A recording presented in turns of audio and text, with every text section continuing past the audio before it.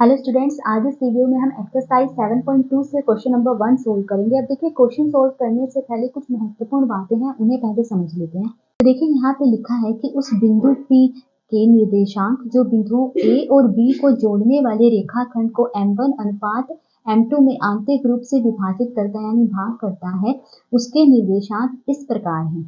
तो देखिए, यहाँ पे ये लिखा गया है कि एक बिंदु P है, ये बिंदु P बिंदु A और बिंदु B से जुड़ने वाले इस रेखाखंड AB को जो है M1 अनुपात M2 में विभाजित करता है। तो मुझे इस बिंदु P के निर्देशांक X और Y निकालने हैं। ठीक है, तो X और Y निकालने का फॉर्मूला ये है, इसे हम विभाजन सूत्र कहते हैं।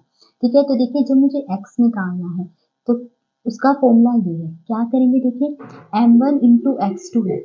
जब M1 ले रही हूँ तो उसके साथ क्या आएगा, X2।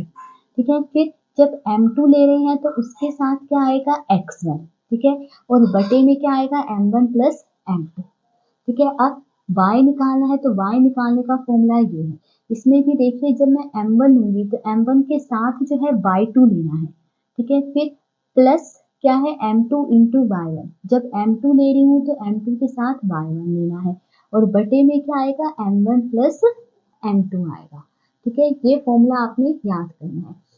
अब आगे क्वेश्चन सोल्व करते हैं। क्वेश्चन देखिए, उस बिंदु के निर्देशांक ज्ञात कीजिए जो बिंदुओं -1, 7 और 4, -3 को मिलाने वाले रेखाखंडों को 2:3 के अनुपात में विभाजित करता है। तो देखिए, हमें उस बिंदु के निर्देशांक निकालना है जो इन दोनों बिंदुओं से मिलने वाले रेखाखंड को 2:3 में बांटता है।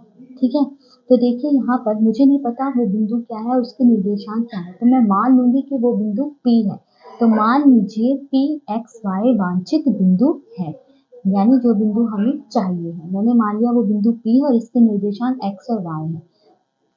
तब यहाँ रफ में देखिए, ये एक बिंदु P है। ठीक है, ये बिंदु P इन दोनों बिंदुओं, मैंने इसे बिंदु A दे दिया है नाम और इसे बिंदु B, तो ये बिंदु P जो है इन दोनों बिंदुओं से मिलने वाले इस रेखाखंड को 2:3 में विभाजित कर रहा है।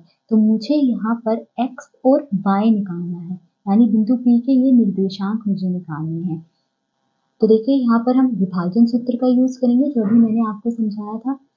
तो देखिए, सबसे पहले हम x निकाल रहे हैं, तो x निकालने का फॉर्मूला क्या है, m1 into x2 plus m2 into x1 बटे में m1 प्लस m2। तो यहाँ पे देखिए, ये जो अनुपात दिया गया हमें 2:3, इसमें ये m1 है, ठीक है, और ये है m2। ठीक है, फिर देखिए ये x1 है, ये है y1, यहाँ पर ये x2 है और ये है y2।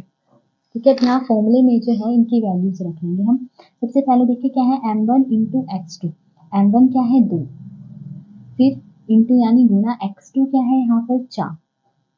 ठीक है, फिर प्लस m2 क्या है, देखिए 3, फिर गुणा x1 क्या है यहाँ पर -1 बटे में m1 प्लस m2 यानी 2 प्लस 3।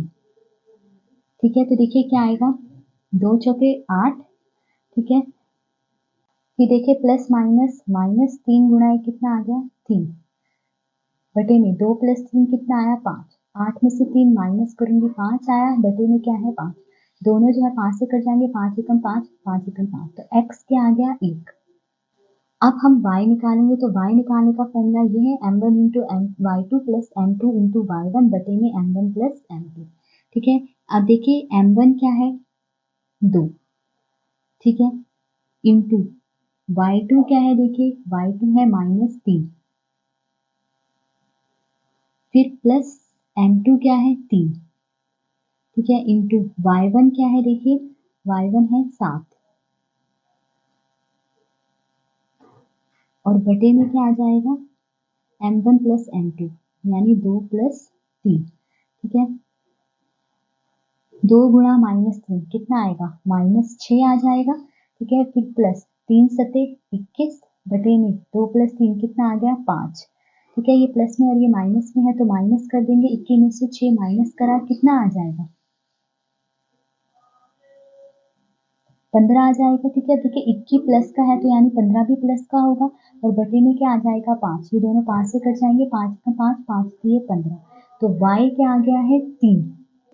तो देखिए हमें x और y ही निकालना था, x 1 आया है और y 3 आया है, तो यानी बिंदु P के निर्देशांक क्या हो गए 1 और 3, ठीक है। तो अतः P के निर्देशांक 1, 3 है।